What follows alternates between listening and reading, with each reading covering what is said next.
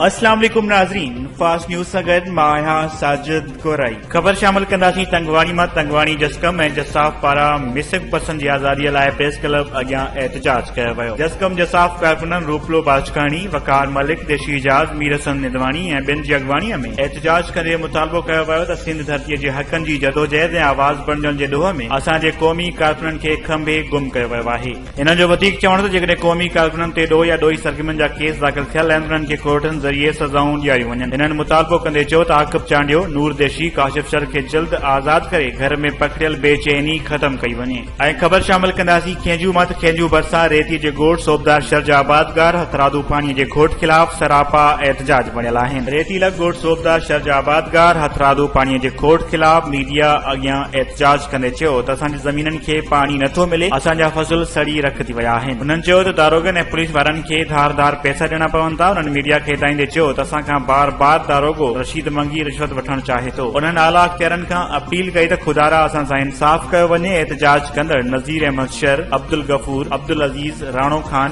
मौलवी समंदर ऐं ॿिनि चयो त असांखे जल्द खां जल्द पाणी ॾिनो वञे त जीअं असांजा फसल सड़ी वञण खां बची सघनि। ख़बरुनि ऐं न्यूज़ अपडेट्स लाइ ॾिसंदा रहो फास्ट न्यूज़।